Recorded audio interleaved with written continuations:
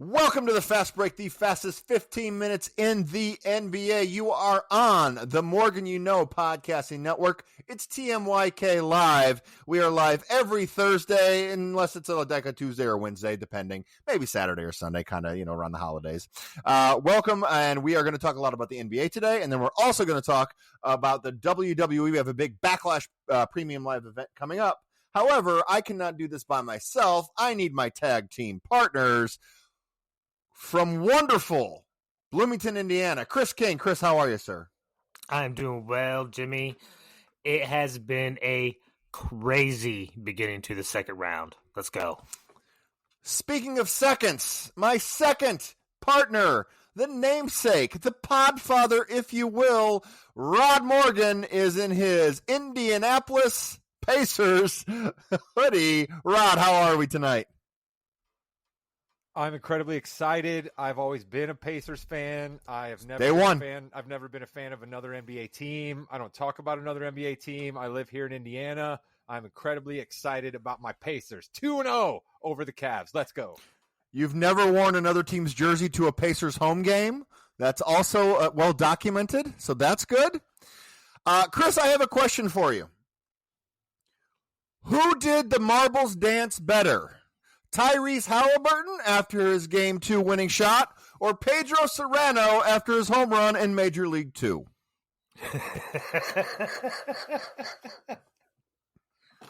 Pedro. That's no all. question. The answer is always Pedro. Because he got down. He got down with it, Halliburton did it, but, whatever. It's Pedro.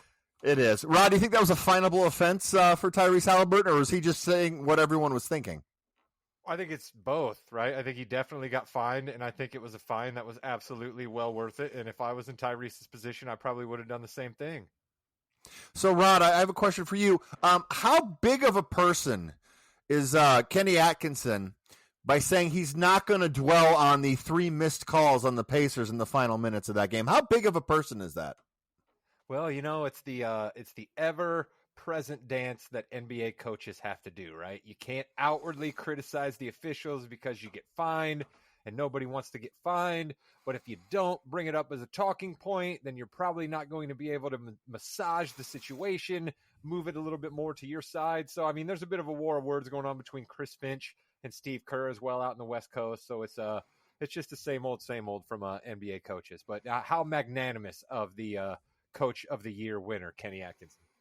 No flagrant foul on Donovan Mitchell, so that was a missed call as well. A lot of missed calls, which means everything worked out how it should. Chris, in your wildest imagination, did you think the Pacers were going to be up 2-0? No, not 2-0. I was praying that we are able to steal one in Cleveland. I'll be honest, I'm optimistic. I'm a fan. I want the Pacers to win. I did not see us winning both games. So, Rod, I know Tyrese Halliburton is extremely overrated, as you've mentioned many, many times. Where is this putting him in Pacers lore right now, since obviously you are one of the biggest Pacers fans? Well, I think that when you talk greatest Pacers of all time, it still basically starts with number 31, right? The man that played his entire career in Indianapolis, the man who had 9 points in 8 seconds in Madison Square Garden, the man who led the Pacers to an NBA Finals appearance with Coach Larry Joe Bird, Jalen Rose on that squad. That was a great squad back in the day. Ran into a couple of Michael Jordan teams. So I think Reggie is still cemented as the greatest Pacer of all time. But if Tyrese keeps at the present rate that he's at, a couple more years, he's going to have a very, very strong case to being the second greatest Pacer of all time. But I think he's got quite a ways to go to pass up Reggie, in my opinion. Who is the second? Who is the second greatest Pacer? That's the bigger question. Chuck is it Person. the Rifleman? That's awesome. We were both thinking the same time. The Rifleman Chuck Person. Yes, done. Next question. Vern Fleming? Jermaine O'Neal? You're probably right. No, Rick Smits? Come on, Rick Smits. The Dutchman, baby. Let's go. Dale Davis? I was going to say that either one of the Davis boys. Austin Crozier? Yeah. Remember everybody was all excited about Austin Crozier for 2 years? Peja Stojakovic? There you go. I'm just going through a list here. Let's go. Actually, TJ McConnell. I think TJ McConnell's top 5. So at this, So at this time next week, they are going to have had 1, 2, 3. The series could be over by this time next week. My question to you, Rod, is the series going to be over, or are they going to be playing as we're recording? I don't think the Pacers are going to sweep the Cavs. I really don't, but I also didn't think that they were going to win game number 2. I kind of wasn't surprised at game number 1. They came out like a house on fire, right? That's actually kind of the sneaky game that a road team needs to win, is that first game where the other team maybe isn't firing on all cylinders. We saw the same thing in Oklahoma City, right? Denver got them in the first game. There's another particular Eastern Conference series that is escaping my mind right now where that happened as well, but we don't want to talk about that. So, no, I don't think the Pacers are going to sweep the Cavs. Well, now that would necessarily be a sweep if, I guess it would be if they were if they weren't playing when we did it. Chris, I was at the Knicks Pacers playoff game 6 last year, and it was the loudest and most fun I've ever had at a sporting event. What is the atmosphere going to be like tomorrow in Indianapolis? Ooh, it's going to be it's going to be raucous. It's going to be loud. It is going to be almost earth-shaking. I would say the only thing that would be able to top it is if we meet the Knicks in the Eastern Conference Finals. I think if that were to happen, you may get a little bit more out of the field house. But other than that, it's going to be as loud as it's ever been.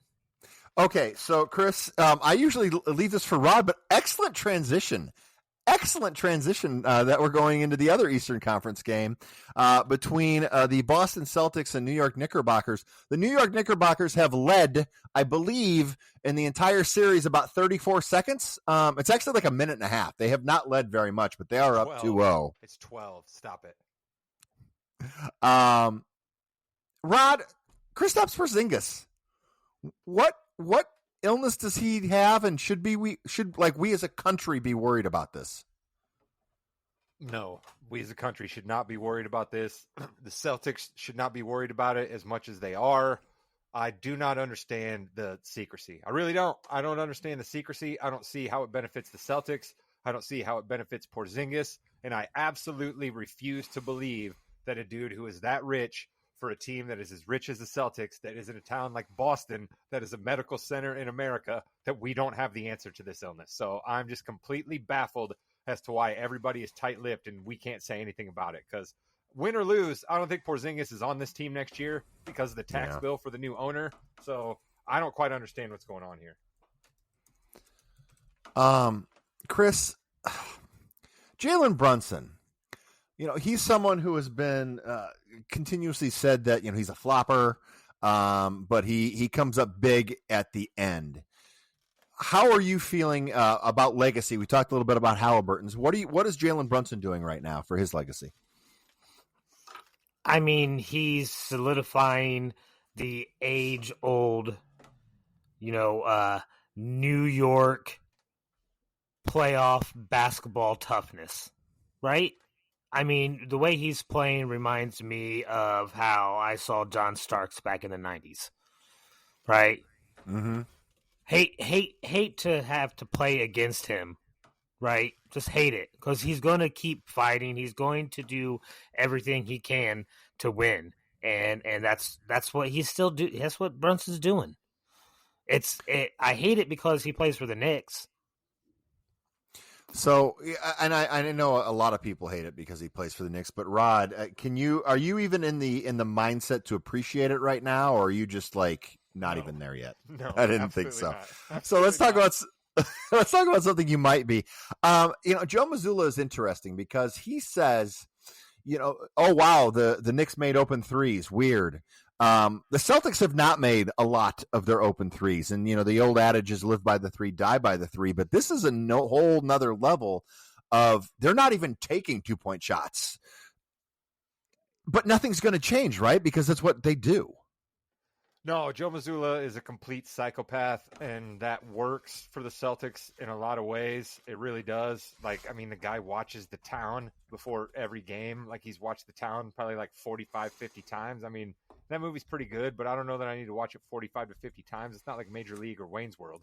A movie that leaves you feeling good by the end of it. It gives you a few laughs along the way. So There's no way. He's not going to change. The Celtics, they don't change. It's part of their beauty in the last couple of years is that you know what we're going to do. We know what we're going to do. We're still going to be better than you. And you hit it nail on the head, Jimmy. 25 out of 100 is not going to get it done. Okay.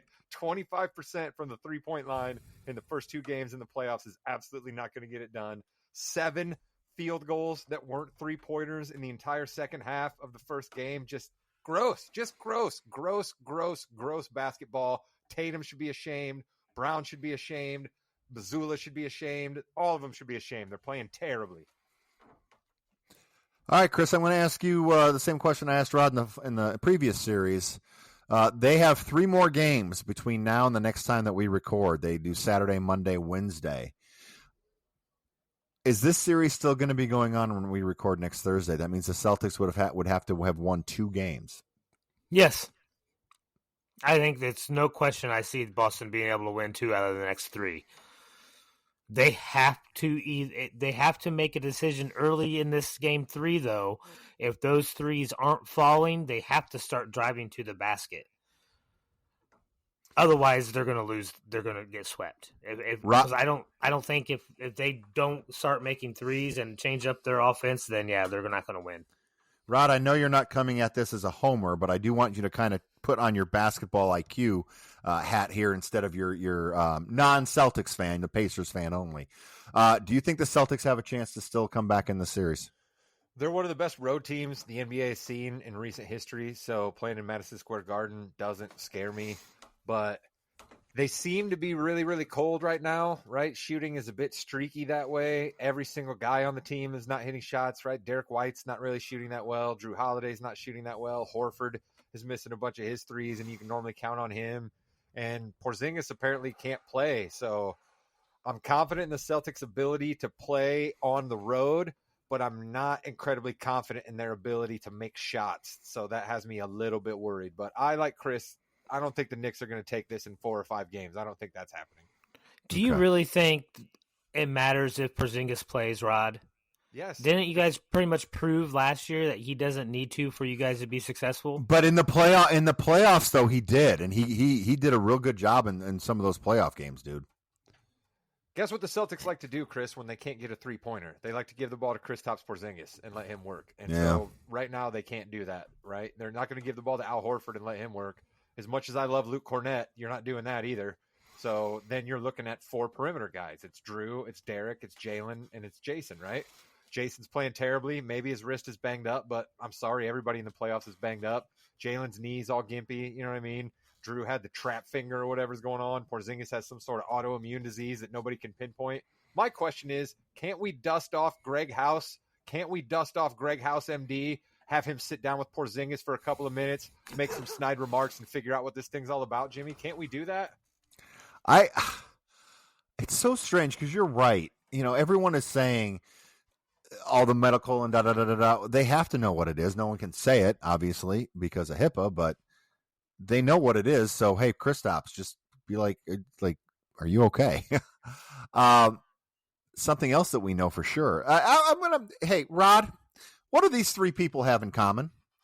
Kevin Knox II, Pat Spencer, and Jonathan Kuminga. These are all 3 people that play for the Golden State Warriors. They all played tonight for the Golden State Warriors. Who did not play, though, Chris? Stephen Curry, who for the first time in his career is out with a hamstring injury that could miss up to a week, which is going to be the majority of the games here, Chris. How worried are the Warriors?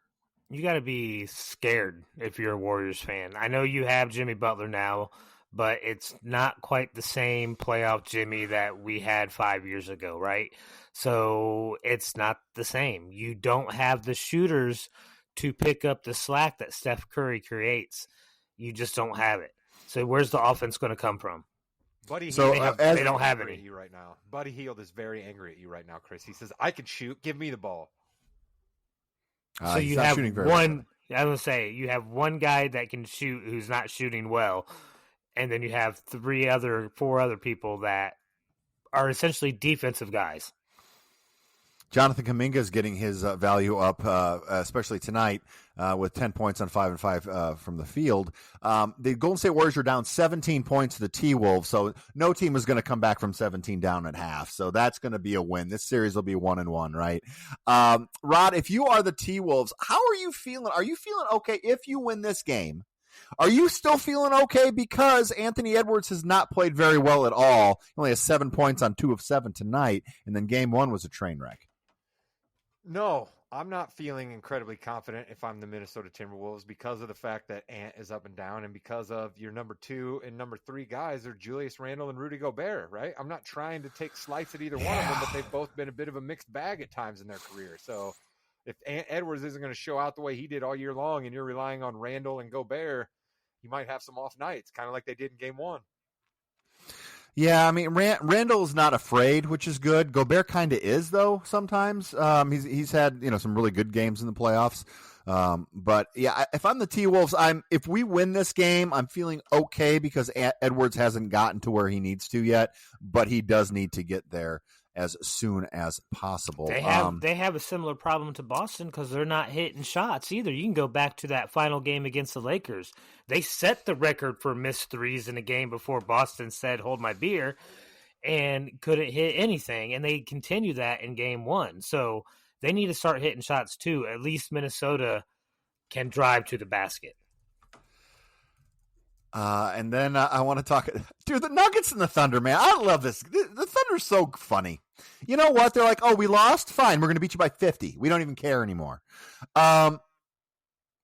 Was that the wake-up call the Thunder needed, Rod? Are they just going to take care of the Nuggets now, or do you see this series going deep? I thought the Nuggets were done versus the Clippers, so I'm not going to count like out twice. Yeah. I'm not going to count out Jokic. And I also really don't like the Thunder at all, so go Nuggets. Okay. Yeah, I think that everyone always says how great Jokic is, but then they still count the team out. But Jokic just can put him on his back and win. Chris, do you think the Nuggets could win this series? Okay, so you guys aren't wrong. You can't count out the Joker, right? But here's a guy who doesn't want to stick around for parades because he has to get back to his horses. He's won MVP how many years? He's won his championship. How many times do you think he wants to keep having to carry this entire team through another whole series? We can't expect him to get 40 and 20 and 10 every single night, right? So are you surprised that he turned around and got a 17, 9, and 8 after the 40 and 20? I don't think that you can count on him to carry him in this series. I think Denver's done, and I think Oklahoma City gets it. I mean, that's still a pretty decent stat line for a lot of people, for sure. But it's almost a triple. Yeah, no kidding. Would take that right now. No kidding. But yeah, I think the Thunder have this one wrapped up as well. Jimmy, can I jump in here real quick? Sure. This whole notion with Jokic, right? That he loves his horses and that he's just going to quit. Like, I don't know. Oh yeah, about forgot. That, man. Yeah. I don't know about that. Did you see the clip of him just absolutely lighting up his teammates during that timeout, right? Where he's standing up yelling at everybody? That doesn't seem like a guy to me that doesn't care very much. Like, I think this dude's going to stick around because he doesn't like all the trappings of the NBA, but he is a competitor, dude. And he's going to stick around and compete for as long as he can. And we are going to talk finally about the draft lottery, which will happen before we record next. It's an exciting time in the NBA. The Cooper Flag lottery is coming. I want to know who you think would benefit the most from having Cooper Flag on their team, and then who you would want to see Cooper Flag on. And I'm going to go over the teams in the lottery now. I'll go first, and then I'll have you guys go. We have the Jazz, Wizards, Hornets, Pelicans, 76ers, the Nets, Raptors, and Spurs, the Rockets, Trailblazers, Mavericks, Bulls, and Hawks. And I would love to see the Mavericks win the lottery and get Cooper Flag. I think it would be the greatest thing ever. I love anarchy. I think that would just Nico would just sit back with the cigar. People would still hate him, no question. They'd ask when he's going to trade Cooper Flag, for Joel Embiid or somebody like that. But I just think it would give us a lot of great stories, and I think the Mavericks would be great there. The team I would like to see, selfishly, you know what? Let's go. Chicago Bulls. Let's get them back. They deserve it. They've got a great owner. They don't deserve it. They have great fans. I'd like to see Cooper Flagg on the Bulls. Why the heck not? Chris.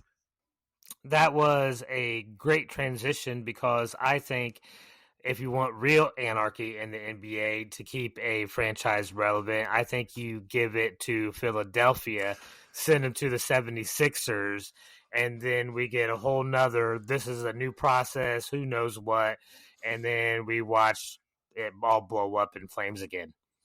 Okay. So you're anti-Philadelphia. What team would you like to see win the lottery?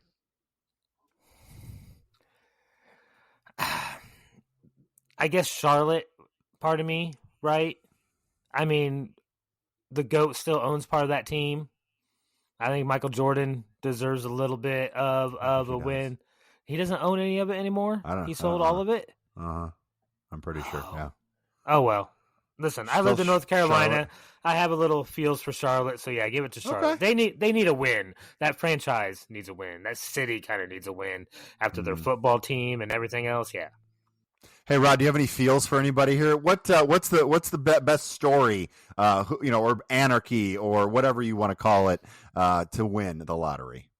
I don't want him to go to the Pelicans or the Hornets or the Nets because all of those teams are completely irrelevant. I don't want him to go to the Bulls because that team can't get out of its own way. I don't want him to go to Philadelphia because that's absolutely terribly mean to Cooper Flagg to saddle him to Joel Embiid and Paul George, two dudes that never play but make a whole boatload of money. Go ahead. He earned it by going to Duke. You were such a hater. You were such a hater now. You just hate all the time. You just hate. It's not your great grandfather's Duke anymore, Chris. Okay. Who you want him to say? Yes. The answer is the Washington Wizards. Okay. You want him to go to the Wizards, or that's the best story? I would like him to go to the Wizards, and I think it's also the best story. The Wizards have a collection of guys who nobody's ever heard about, who are all pretty young, who are some competitors, right? They played Koulibaly, Sarr. They played a little tough at the end of the year. I have zero idea who their head coach is, but let him be the head coach for one more year while they're figuring it out for Cooper Flagg. Let them show a little bit more improvement next year. That coach will get kicked out like every coach that has to deal with a bunch of losing. They'll bring in a coach who's actually good. And then the Washington Wizards can be relevant again because I do not want him to go to Charlotte and be part of a carnival act. All right. LaMelo Ball does not play real basketball. He's not interested in playing in real basketball. He's not interested in helping any of his teammates out. He's not interested in playing defense. He just is interested in getting Instagram followers and being a cool looking NBA player. And that's fine if all you want is clicks. But if you actually want to win basketball games, you need to do something other than dribble, shoot threes, and try to get to the basket. What about Rock? Oh, go ahead. I was going to say, is there a team that is probably too good or doesn't deserve to get Cooper Flagg? Is there a team out there? To bring up the Rockets. Well, but the Rockets, though, the Rockets have done it the right way, and they are on the precipice of making a huge trade for somebody and getting rid of a lot. Not if they win. If they win the lottery, though, because if they win the lottery, they were in the playoffs. They're not in the lottery.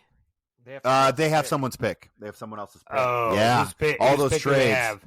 I think it's Phoenix. Phoenix. Yeah. So they could win the lottery. They gave Brooklyn back their picks for the Phoenix picks. Yeah. It's a whole thing. But if Houston wins, they have that scorer now that they needed for sure in that last series. See, I'm not entirely sure that Cooper Flagg's going to come in and get a bunch of points. I think Cooper Flagg's more of a guy that, I'm a jack of all trades, not necessarily a great. He and Reed Shepherd going to chill on the bench for next year in Houston? Just kind of hang out there. And then, of course, the ultimate would be the Spurs winning it. That would be you need to call the authorities to see what's going on in the NBA, because having Wemby and Flagg together would be kind of cool. That'd be the third rookie in the year in a row from the Spurs as well, if Cooper Flagg ends up being as great as we think, right? Because Wembanyama won it the year before, and then Stephon Castle just won it. Mm-hmm. And if you have not seen the picture of Wembanyama, Castle, David Robinson, and Tim Duncan, please look at that picture. And remember one thing, David Robinson is legitimately 7'1" and looks short next to Victor Wembanyama. And with that, you've been listening to the Fast Break on. Oh yeah, go ahead. Tim Duncan in that photo looking like a guy that tries to rent you a jet ski at every resort in the Caribbean. Like, come on. And you know what? He's happy about it, dude. He's happy. He loves it. He's loving his life. He earned that. You've been listening to the Fast Break on the More You Knows Podcasting Network. Up next, it's the Yeah We Know podcast. Goodbye, Internet. Get it together, Celtics. Welcome to the Yeah We Know podcast, part of the More You Know Podcasting Network. You're in the ring with Jimmy, Chris, and Phil Sucks. Rod, why does Phil suck? Because he does, all right? He just does. I can't stand the sight of him. I can't stand the stupid song when it kicks on. I can't stand the stupid crowd chanting his name all the time. I can't stand Phil Brooks. And I was so angry at myself for not realizing that, of course, Phil was going to show up during that Seth Rollins and Jey Uso match. And then I was mad for seeing him on my TV screen again and knowing that Seth is now going to have to fight friggin' Phil Brooks. Damn it! Chris, your thoughts? I'm pretty sure that match is still going on because when Punk came out and intervened, I never saw the ref have them ring the bell, have them stop the match or anything. So I'm pretty sure, according to official WWE rules, the match is still ongoing. It could still be ongoing for sure with that. Of course, Jey Uso was then also, after the cameras went off the air, sucker punched by Logan Paul, who he will be wrestling at the PLE coming up this week. Do you think that? Why are we doing stuff after the credits roll, Jimmy? What's the point of that? You're supposed to be able to go for as long as you want on Netflix, yet they go for less than 3 hours. You're supposed to be able to curse. They block it out. Like, what are we doing on Netflix other than hyping up every stinking comedy special that Netflix has to throw our way? There are quite a lot of comedy specials coming up on Netflix. It's to get that viral moment, Rod. Whatever. You know, social media, you know, the TikTok, the X. You got to get that viral moment so people go there instead of watching the program that paid you. That's a weird thing to do, isn't it? Yes, I don't get it. Chris, Paul Heyman laid out a pretty specific overview of what he has done in the last 5 years. Did you think that was convincing, and are you excited to see where this new evolution goes? Evolution. I know. I didn't mean it. Listen, there is not much that Paul Heyman does that I don't enjoy as a wrestling fan, right? Even his spray tans? Even the spray tans. Do I agree with Paul Heyman, the character, about all that he's accomplished in the last 5 years? Probably not. Thought it was, but do I expect anything other than that from Paul Heyman? No, I don't. Wait a minute. Are you prepared to give Roman Reigns some credit then? If you're saying that Paul Heyman didn't have anything to do with it, are you prepared to give Roman Reigns some credit then? Because that was a lot of what Heyman was talking about, the rise of Roman Reigns. I mean, you want to talk about a guy that's able to win and keep his belt all the time because he's got some lackey brothers that follow him around and interfere with all of his matches and make sure he wins all the time. Yeah, I'm sure that's all Paul Heyman and Roman Reigns and not just a whole group of individuals doing things. So you're not a fan of Roman Reigns then? Or the Bloodline? Yeah, I forgot, Chris. You hated the Bloodline storyline. You know, one of the best storylines in the past, 30 years in WWE. But no, it wasn't good. Right up there with I don't like him. Explode, and Chris doesn't care. He didn't buy it at all. Speaking about caring, Rod, you got to see Rusev in action for the first time since February of 2020. I know it was against Otis. Were you impressed? I was. I like the Rusev character, right? If we don't have a Braun Strowman in our universe anymore, and R.I.P. Braun Strowman, not R.I.P., but best wishes to Braun Strowman and whatever he decides to do now, and also probably good for him because I think he was walking wounded for like his last 9 months in the WWE. So go get yourself healthy and get some huge appearances to show up at armories across the country. Good for you. But we need a new big guy, and if that's going to be, Rusev, then I'm all about it. I didn't like the whole, oh, look at me, I'm sending a message to the back by continuing to do the move as the refs try to break it up. I didn't like that whole deal, but his performance in the match I appreciated. Yeah, there was a decent amount of releases here recently. Obviously, Braun Strowman, Dakota Kai as well. Dakota Kai was hurt a lot, so hopefully she's going to be able to land on her feet. Literally, whether it's in literally, yeah, that I would mean be literally huge for her if she could actually put weight on her knees. We have bad guy Becky Lynch, Chris. Bad guy Becky Lynch is back. She is mean. She's going for the Intercontinental Championship. Are you buying Becky, or do you think we should have kept her as a face? I have an unfortunate lack of enthusiasm for this feud, and I don't know where to put it. If it's because I don't have any kind of feelings towards the Lyra character, or if it's because Becky is trying to be a heel, which seems a little forced. I think you're going to get a good match, hopefully. I mean, and we haven't seen Becky wrestle in a while, so we do need to look at that. We have to keep that in consideration. But I think we're going to get a pretty good match, and hopefully, Rod, they'll be able to get the crowd into it, and maybe we'll actually have a finish to a women's wrestling match, which would be nice. Yeah, that would be an odd concept to actually see a 1, 2, 3 involving some females there. But I want to like Lyra, right? I understand that we need to have, new up and coming stars, so like she seems to be talented, but man, it's just a case of they moved her up too quick. Like she can't be going promo for promo with Becky Lynch. Just the same way Tiffany Stratton shouldn't have been going promo for promo with Charlotte Flair. You know what I mean? She can't go promo for promo with Chelsea Green, and that's who they took the belt off of. Yeah. Speaking of promos, I think we've done it again, Rod. Yeah, we know podcast bump, Karrion Kross. He is the devil you know instead of the devil you don't. I love it, buddy. We got our boy. Our boy's back. Let's go. Third most popular selling t-shirt on WWE.com right now is the Killer Kross t-shirt. The man doesn't wrestle, but every promo he cuts is solid gold. And I am incredibly excited for whatever they decide to do with Karrion Kross next, which will be some stupid match, and then we won't see him for months on end because they just have no respect for the guy. Now, why would you? Yeah, you're kind of right, probably there. Chris, do you have any respect for him? Yeah, I like Karrion Kross. I mean, even though I was not happy with when he was feuded with Drew a couple years ago, right? I still like his character. I like this thing. I think it's great that he is able, as an individual professional. I'm glad that he is able to keep making the WWE so much money that they don't necessarily need him to wrestle all the time for him to stay on the payroll. String them up and knock them down. That's his T-shirt that's going up there. It's a pretty cool.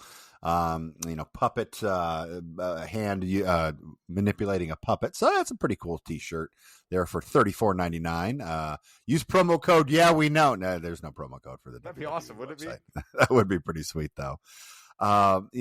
It's been such a quick turnaround to this pay-per-view coming up that you're almost like, oh yeah, there's a premium live event this weekend, and it's actually on paper looks pretty good. Chris, can you name more than one match on the premium live event? I will say this. I'm not going to lie. I'll give myself 3, but what the hell is that?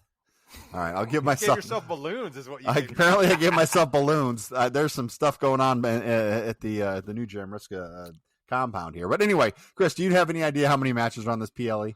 I know we got Gunther versus McAfee. Okay, right. That's it. Okay. I know we have. The Cena versus Orton. Yep, in St. Louis. Yep. Then we have Io Sky versus I can't remember now. Why am I drawing a blank? Oh, is she wrestling in that? I thought they said he just gave us one a second ago. That's the third one that I know. I mean, it's Roxanne Perez would be the right. Well, that's who I thought they. Okay, maybe I'm wrong, but I thought. And then. Oh no! Wait, I don't know. Whatever. Okay, so anyway, we have John Cena versus Randy Orton, Lyra Valkyria versus Becky Lynch, Gunther versus Pat McAfee, the U.S. Championship, Jacob Fatu versus Drew McIntyre versus LA Knight versus Damian Priest, the IC Championship match between Dominic Mysterio and Penta, and then perhaps Tiffany Stratton and Nia Jax. So those are the matches we have coming up on the PLE. Let's talk about them now. Let's start with the maybe Tiffany Stratton versus Nia Jax. There is no way they're taking the belt off of Tiffany Stratton this quickly unless someone comes in and kind of messes with her. I just don't see it happening. I think Tiffany Stratton does overcome Nia Jax. She's going to win in some kind of a weird way, though, to not take all the heat off of Nia, Rod. I'm going with Nia Jax. I absolutely refuse to nominate Tiffany Stratton for a win ever again after what she did to my queen at WrestleMania. So down with Tiffy time, down with Tiffany Stratton, down with people that come out of Barbie boxes. Go Nia Jax. After what she did to Charlotte Flair, because of the two, Charlotte Flair looked really bad after that WrestleMania match. She didn't have her teeth. She had swollen everything. Yeah, okay. After what she did to Charlotte. She had the audacity to win. Chris King. It's still Tiffy time. Okay.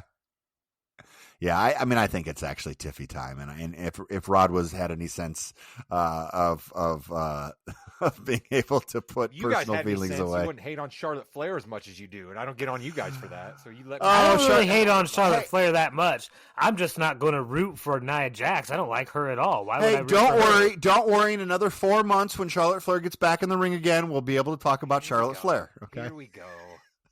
Always the same cracks out of you. Well, it's so easy. The IC Championship match, Dominic Mysterio versus Penta. I love it. I think this is going to be a terrific match. Chris, who you got? I have completely turned. I am all on Dom's side now. He's going to keep the title belt. I don't think anybody will get involved and interrupt anything. You don't think anyone's going to get involved in a match between Dominic Mysterio and Penta?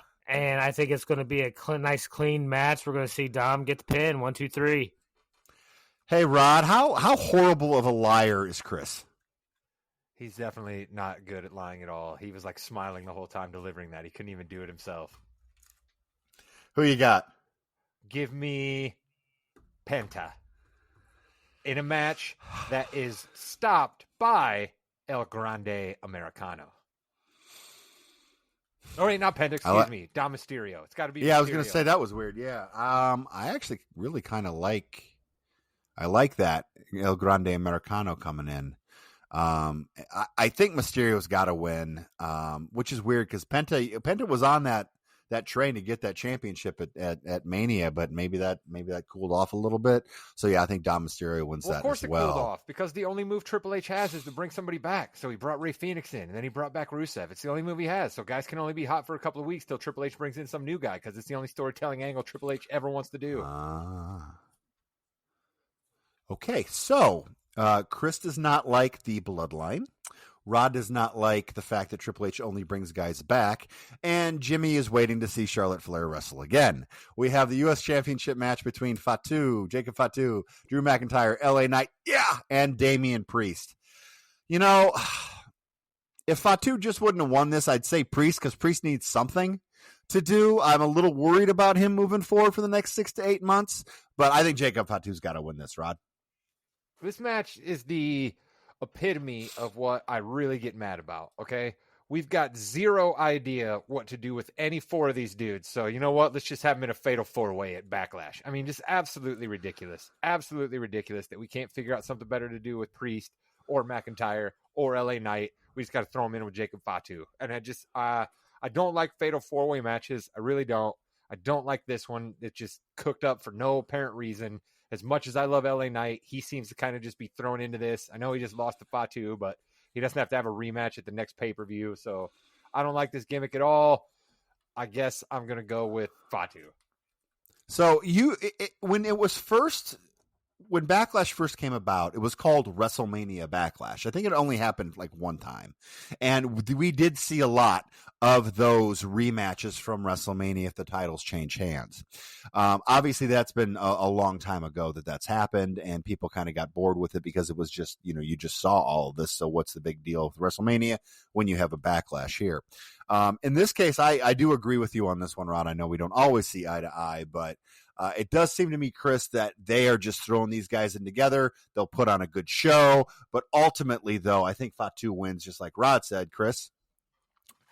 I am rooting for my guy, LA Knight, even though my boy Drew is also in this match. I was going to say that's big time there. I'm rooting for LA Knight, and I think the WWE gives him the belt back. I think with the way some of the night is going to go on this PLD, you're going to need something that these fans can cheer about and get behind. So I think that they're going to have LA Knight, who would get the biggest pop by winning this belt. Rod, we forgot this. The fans like we forgot. That's crazy. We forgot the Solo factor, though. We forgot the Solo Sikoa factor. Is he going to cost Jacob Fatu the title here? Maybe even accidentally. I suppose that's definitely something they seem to be trying to allude to. So maybe. Yeah. But I still think Fatu wins. Now, the crowd likes Chris. Fatu, You may not Chris. be. Yeah. Oh, they're huge behind him. Lyra Valkyria, the Intercontinental Champion, versus Becky Lynch, the challenger. Are they going to give it to Becky? No. Becky's here to I don't get think Lyra over. Okay, so you think Becky's going to lose to Lyra. Do you think it's going to be clean? Yes. Wow. Okay. Chris? Becky Lynch.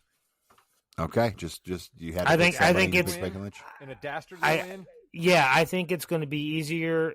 Okay, for one, I don't really care for the other girls. I'm more of a fan of Becky. But I do think if you really want to make her a bad guy, it's easier to make her an arrogant type bad guy with a belt on her. Well, and I mean that does boost the Intercontinental Championship up a little bit, but does it boost it up enough that her losing to Lyra, would boost it up? I like Lyra in this one too. I think I'm going to go Lyra. I want Big Time Bex to come back if she's going to be heel, Jim. Let's get the Big Time Bex thing that pops up across the screen when she comes down to the ring if she's playing heel again. I miss Big Time Bex. Big Time Bex. Gunther versus Pat McAfee in a sanctioned bloodbath match. There's some rumors about this match, so I'll go last on this one. Chris, who you got? It's hard for me to see a scenario that they have Pat McAfee take another severe type beatdown of I feel like something's going to happen. I don't know what. Even before you said rumors, I feel like they're going to have McAfee come out on top, but it's not going to be. It's going to be some weird way that they're going to make Gunther tap out again. Right? Gunther tap out again. That's kind of what I see. I mean, that's kind of what started the little push out. You heard Michael Cole. I'm not the one that tapped out, Gunther. You tapped out. I don't know how, but I see Gunther getting tapped out by McAfee. Rod, you see McAfee putting the figure four leg lock on him, Boston Crab, Anaconda Vice. Who do you think is going to win this match? What's going to happen? I think Gunther's going to absolutely wipe the floor with Pat McAfee, and we're not going to see him for a little while. That's what I think is going to happen. Okay, so I think McAfee's going to win, but only because of outside interference. I could see this being where Goldberg comes back and causes Gunther the champion, the match here, and then they wrestle it at SummerSlam. Bill Goldberg comes back. Bill Goldberg's garage? Yes, the same guy, because he wants to have one final match, and a final match at SummerSlam against Gunther where he loses would be it. So that does make a little bit of sense here. Give McAfee the win. McAfee's chest will be bleeding through every shirt he wears next week, just so you know. It's not going to be pretty. Is there a scenario though where like they don't want McAfee on commentary for a while because he's got stuff to do, and like that's why I went with my guess. No, your idea is also a good idea too, because maybe he's got some stuff going on. Although isn't this isn't his busy time? Maybe, who knows? The college football season's his busy time. Maybe he's having another one of those big night outs where he just airs his grievances up on stage. Maybe he's having another one of those. Yeah, I did watch the entire thing. I don't even know what was happening. We all know what Chris says about the John Cena Randy Orton match. Chris, go over your scenario. What do you think is going to happen in this match? John Cena has repeatedly told us that he is only here to ruin wrestling. He has told us many times. He told us the last time that he only has to do 27 more appearances, nothing about matches. People do not be surprised when we don't see Cena wrestle Orton at this next PLE on Saturday. I don't see it happening. We're not going to see a wrestling match. I love the idea in theory. I really do. I think that would be the amount of heat would be tremendous, right? But also you want to make sure everyone's safe. This is Randy Orton's hometown. They want to see him wrestle. If this match comes out first, I think that's going to happen. But I don't think it's going to happen. Rod. I'm with Chris. Let's go. John Cena's not going to fight him. We're going to have a situation where we're going to be looking at that clock and we're going to be like, oh my God, there's not really that much time left for this main event. And sure, Cena can't go for very long anymore. We all saw that in the Cody match. He wrestled absolutely terribly. I mean, just terribly. So I'm with Chris on this, man. At first, I wanted to completely shoot him down and be like, look at the crazy old man swinging at clouds again. But I love this idea. Let's go. Piss off St. Louis. I don't give a shit about those people. Ding, ding, ding. He just walks away and leaves. It gets counted out. Just roll credits and then have the crazy stuff happen after the credits. That's apparently what WWE loves to do. So just he doesn't even have to go into the ring for the match to even start. He can just like walk out there, walk. No, he has to be. He has to be in the ring. Bell's got a ring. Both of them have to be in the ring. Yeah, ref won't ring the bell until he gets in the ring. No, that's what I'm saying. He won't even. It won't even start. They won't ring the bell because Cena will walk out, make an entrance. He'll walk around the ring and then walk right back out the ramp and out the door. See, I'm not for that. I want him to get in the ring and then leave. I want him to start the match and then get counted out. I don't want him to just not even get in there. I think that would be a terrific way to continue this storyline that would ultimately lead up to like a Hell in a Cell type situation. John Cena's not going to get in a cell. Have to be. Well, then how are you going to keep him in the ring? Listen. That guy that you saw wrestle at WrestleMania is going to get in a cell, Jimmy. Come on. All right. Okay. Lumberjack match then. Fine. Lumberjack match. They teased us already during Raw when they were showing the flashback to the I Quit match between Cena and Orton and how good it was. And they had all these old wrestlers talking about how great of a match it was. Yeah. I Quit matches take like 35 minutes. No chance John Cena's got that left in him. I guess. But you don't do that. I don't want to look at translucent John Cena for 35 minutes, all right? If John's going to wrestle for 35 minutes, make him keep a shirt on. That ghost white that he's got going on is just too distracting. Maybe he should talk to Paul Heyman. I tell you what, Rod called me a hater during the basketball pod, but he has done nothing but hate on everything in this one. Well, Rod, I believe, is just in a situation where he's tired of seeing some stuff that is very easy to change. I mean, listen, this stuff is not hard. I'm just not a Triple H fanboy. That's where I'm at. I'm just not a Triple H fanboy. I'm not going to sit here and say that Triple H is a god who walks amongst men and can make zero mistakes in booking WWE events. I think that's garbage. He absolutely makes mistakes. And with that, you've been listening to the Yeah We Know podcast, part of the More You Know's podcasting network. In the ring with Jimmy, Chris, and Rod.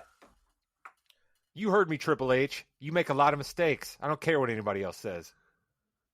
Goodbye, Net. Yeah. Eat it, Paul.